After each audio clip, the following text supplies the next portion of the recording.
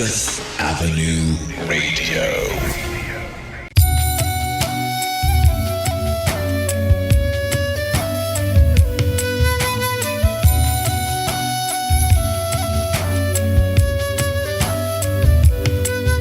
Namaste and hello, Rukus Avenue radio listeners. This is your correspondent, Dr. Priyadarshini G. Roy. I'm an actor, producer, and have my PhD in strategic media. But my most powerful asset is that of a storyteller. And my show is about giving that scope and limelight to other storytellers making a powerful impact in entertainment, media, music, charity, and otherwise. Catch the show where I invest in storytellers and share their stories across the globe only on Rukus Avenue Radio. Rukus Avenue Radio. Hi, I am Namashi Chakraborty and you're hearing me on Rukus Avenue Radio. Namaste and hello guys, this is your correspondent Dr. Priyadarshini here today with a dear friend and very talented actor, director, producer, all-around creative, one and only Mr. Namashi Chakraborty. Namashi, welcome to the show. Hello, my dear friend. How are you? I'm so glad to be on your show, Priyadarshini. Thank you so much for having me here. Of course, it's our pleasure. We have a lot to catch up on. So without further ado, Namashi, your upcoming films include Mr. Vivek Ranjan Agnihotri's The Bengal Files, and your own directorial ventures such as Ghost and a mini web series Toasted are also lined up right afterwards. So Let's take a step back and explore what shaped you as an artist and the creative that you are today. So take us back to your childhood and what was it like growing up in a household where both of your parents were legends and cinema wasn't just entertainment, it's a living legacy? If we have to start from the beginning, well, we'll have to go back to September 1992 when I was born in Mumbai. So like you know, and perhaps a lot of people know that I was born to actors. My father, Mr. Mithun Chakraborty, and my mother, Yogita Bali Chakraborty, they both combined have done 500 movies. So that's 380 for my dad and about 120 for my mom. So the legacy is of 500 movies. So I grew up in the atmosphere of films and actors and, the world of Bollywood, as they say, predominantly. So of course, I always wanted to be associated with movies, but acting happened because I was more proactive in the acting world as an actor in Mumbai. Direction has come literally last year, so that's when I made Ghost. So the journey began right from there, and I always wanted to be in movies in any proximity, but acting was the first thing I was like, okay, I need to do this. And it also was familiar to me because both my parents were actors, so it was not an unknown territory for me. So I felt very comfortable, and even my brother, Mimo, is an actor from the last 15, 16 years. So I also saw him getting into movies, so I felt more confident, to enter the field. That's amazing. And you mentioned that you were born in Mumbai, but I know that you were also raised in Ooty and far away from the bustle of Mumbai's film scene. So how did that distance shape your perspective on the entertainment industry? Well, honestly, I was 2.5 years old when we moved to Ooty, which is 1994. So my father had opened up a hotel business in Ooty. So we still have that hotel called the Monarch Ooty, in fact. Actually, jo hosh samalna jise kehte hain, actually happened in Ooty. So I didn't have memories of being in Mumbai because Ooty was my home. So for 6 years, I was in Ooty, which is 94 to 2000. And then from 2000 to 2006, we were in Coimbatore, which is another small city in Tamil Nadu, which is now a very big city. So I was completely disconnected from Bombay. At that point, it wasn't even Mumbai. And then we shifted back in 2007 January to Mumbai, and I've been living here ever since. But I was very disconnected. I didn't have any friends from the industry because all my school friends were from Ooty and Coimbatore. So my upbringing was very unconventional in that sense. Even though movies were being made in Ooty, like my dad made more than 100 movies there, and our hotel was always packed with Bollywood and all kinds of Indian film industries were shooting there because Ooty was a prime location. But I never grew up in the film world, as they say. So it was unconventional, but I think it was a big plus for me because I have lived a life away from the limelight. So I'm not too obsessed with those things. That's very interesting that you were surrounded by it all the time, but there was still a sense of detachment from it. So what was the best piece of advice that you received from your father, mother, brother, and anyone in your family about what it takes to build a meaningful and sustainable career in film? Honestly, Priyadarshini, you know this as well. You're an actor. and a great singer. And, I can't wait to watch your film. But the only advice I got from my parents was that you need to work really hard in order to survive in an industry as cutthroat, as the film world. And to be honest, to my craft, and to always do something, to be proactive. So I always wanted to be an actor in all levels. So I used to do theater in Mumbai. I used to do stand up. I used to do comedy improv. I used to participate in short films that my brother used to direct. I assisted a director, Mr. VK Prakash, about 10 years, 11 years back on a film called Ishke Dariya. So I was constantly doing something or the other film related. So their only advice was do it sincerely, because everything else, like my dad believes, is a part of destiny. That plays a big part. Absolutely. And you just mentioned you've also explored other creative avenues. And I know that you've also trained in dance with Shamak Davar's Academy. And like as you mentioned, performing in underground stand up comedy scenes or short films. So, how have those specific stage experiences prepared you for the camera? Well, honestly, I learned all kinds of dance forms from Shamak Davar's institute. Shamak undoubtedly is my guru. My teachers were fantastic. Like Vijay Ganguly, who is now a top choreographer in Hindi film industry, was a huge influence to me because he was a great teacher and he taught me Bollywood out of all the forms. So he was a great mentor. I did learn the basics from it, and we used to do live stage shows all over Mumbai when I was with Shamak. So it helped me leave my inhibitions, because when you dance in front of random people, you really have to be very confident, because dance is something that is not a dialogue, it's not a scene. It's literally your entire body has to work. So doing that really helped me get out of my comfort zone. And I did that actually a while back. It was in 2012 when I started training with him. So I trained with him for almost 2 years. So yeah, that was actually a brilliant and life-changing experience. That's amazing. Well, acting also uses your entire body. So I think those choreography and the stage presence always, as a dancer myself, I feel like it helps with your expressions and Absolutely.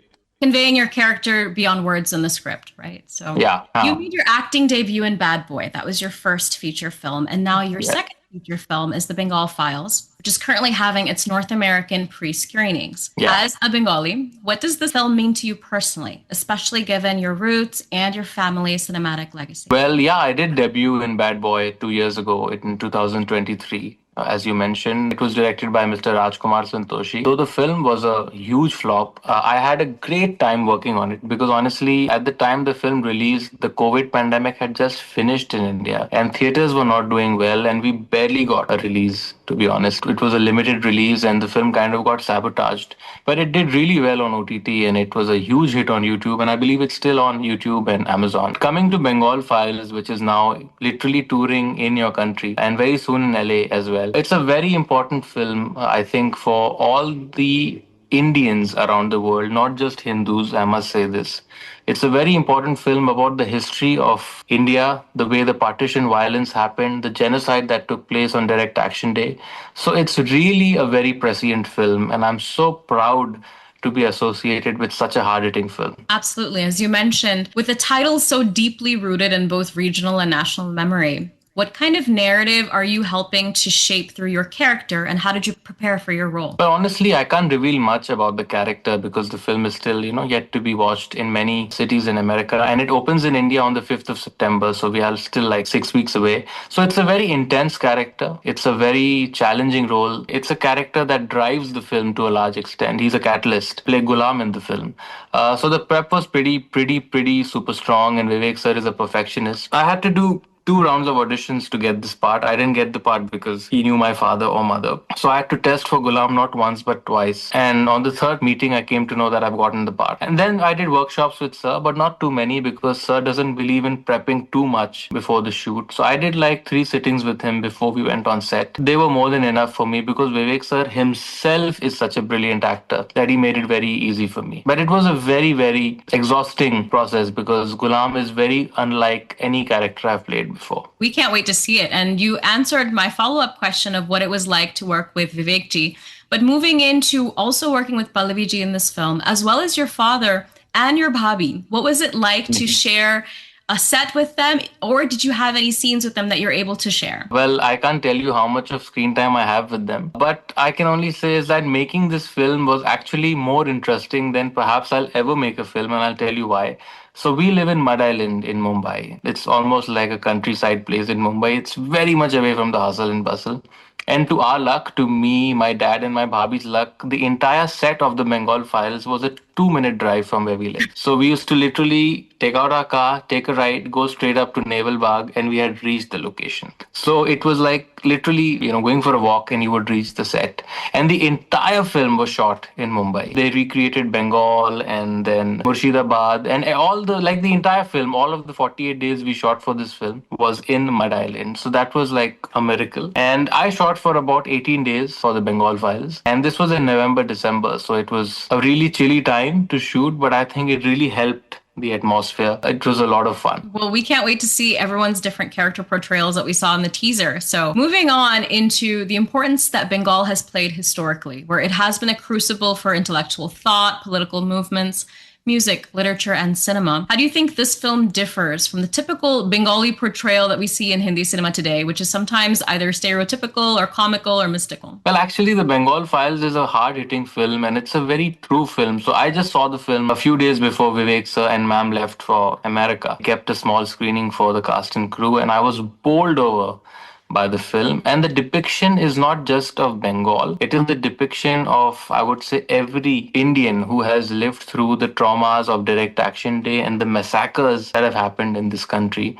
The attention to detail is marvelous, and I think all the actors who are playing Bengalis or Bangladeshi in this film, they have done intensive workshops, including myself, because I had to speak Bengal Bhasha in this. And I credit Miss Anurita Mukherjee for that because she was on our head and she was a super duper strict teacher, but a wonderful, wonderful, wonderful person. So she really, really put us up the grind. And it was, as I said, it was really intense making this movie. Part of the particular scenes or anything emotionally or physically challenging during the shoot? Would you say that language is one of them, getting the Bengal dialect? For me, it wasn't as difficult because I myself am Bengali and I've grown up. But the character that I play in the Bengal Files, he's not, just another supporting character. It's a very pivotal role. And once you watch it, which is, I believe, next week, right? Yes. So I think you will know exactly what I'm talking about. And just to be in Vivek sir's world and our DOP, Mr. Atar Singh Saini, who is a magician. He's not a DOP, he's a magician. Just to be in their frames and to get to work with such marvelous actors was like, oh my God, I need to be on my toes. And I actually would go on set and just surrender. I never asked Vivek sir a single question. If he said the shot is okay, and I'm like, I can do better. And if he said it's okay, it is okay. I'm not one of those actors who,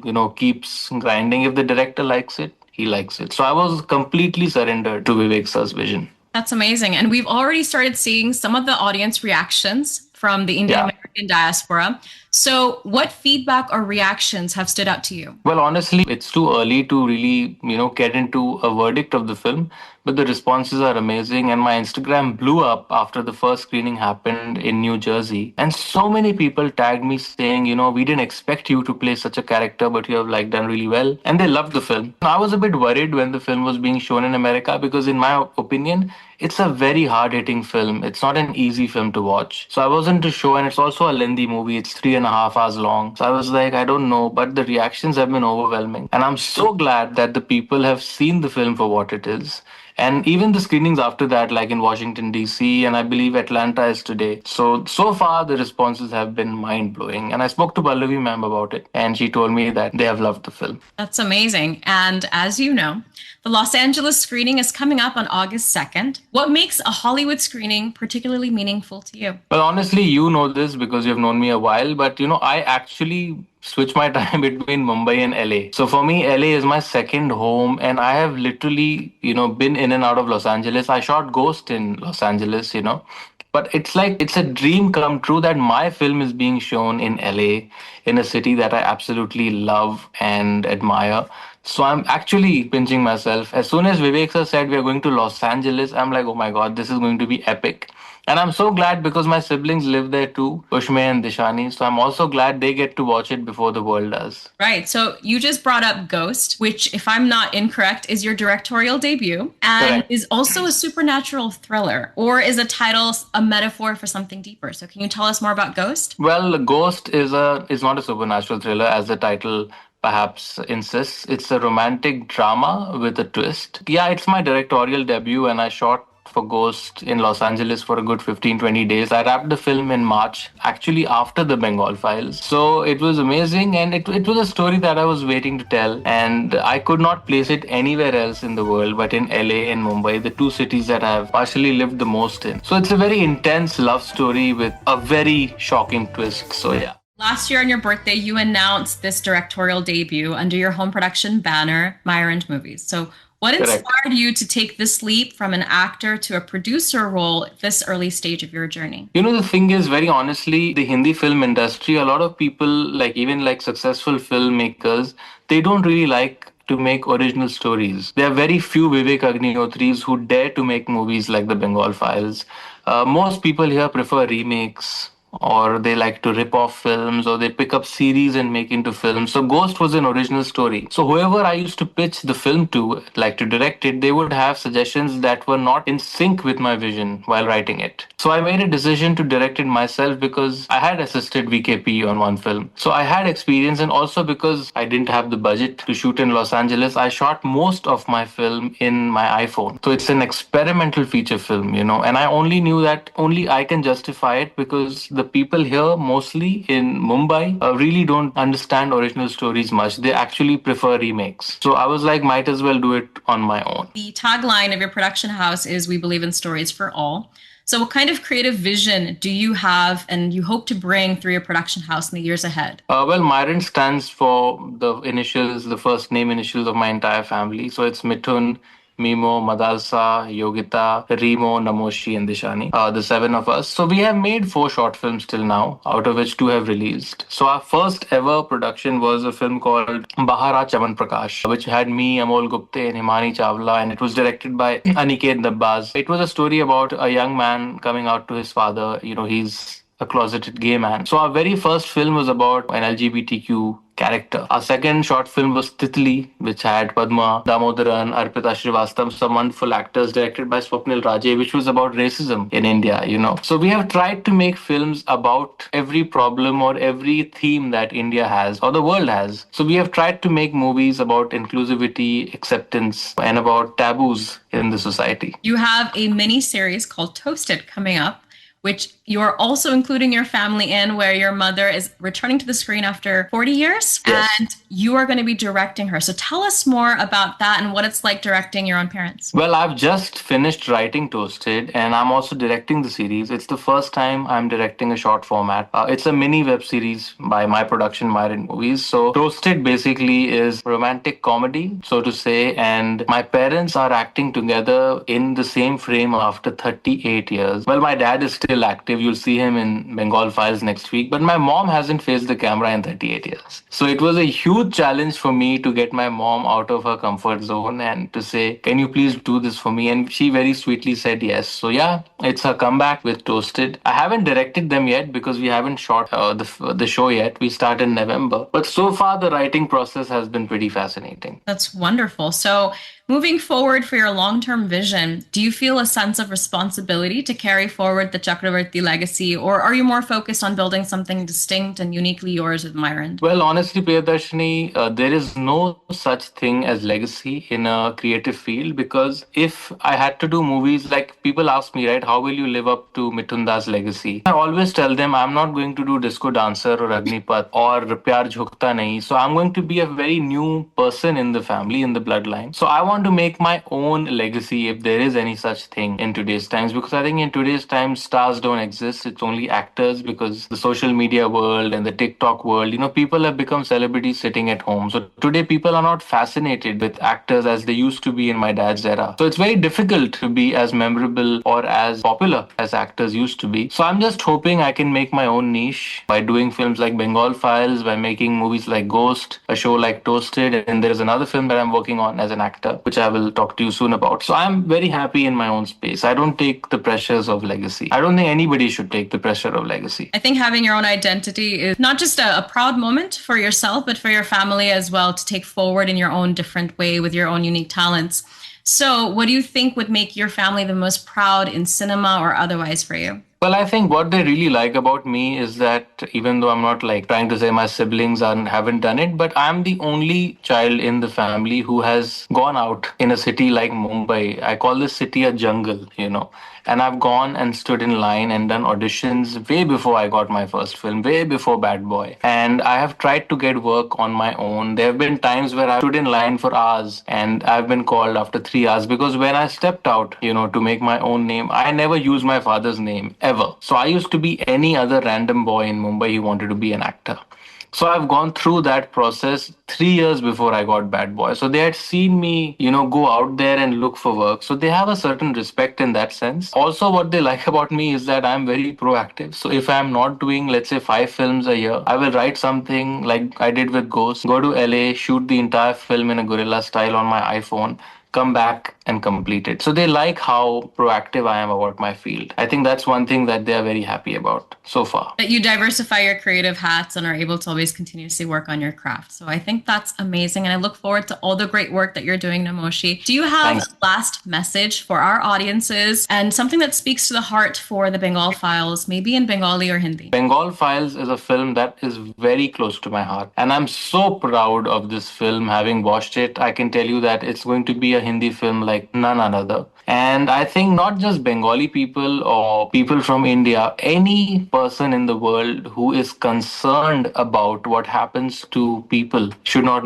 miss this film. And I'm very happy that you all get to see it in 1 week from now. And then in September, India also gets to see it. I'm very excited and I'm looking forward to this film as much as you are. Thank you so much, Namashi. We can't wait to catch the screening in Los Angeles. This was Namashi Chakraborty sharing all the inside details for the Bengal Files, his life, his upcoming productions, and the creative processes that he follows. This is your correspondent, Dr. Priyadarshini, signing off. Make sure to grab your tickets from kona.org/the Bengal Files and grab your tickets for August 2nd in Los Angeles or your nearest city. And always stay tuned with Rukus Avenue Radio for all of the exclusive content. Take care, and until next time. Thank you. This is your correspondent, Dr. Priyadarshini G. Roy, signing off with another episode for Rukus Avenue Radio. Stay tuned and catch more updates with me on social media at Dr. Priyadarshini G. Roy or PriyadarshiniFilmsAndEntertainment.com. Stay tuned, and until next time. Rukus Avenue Radio.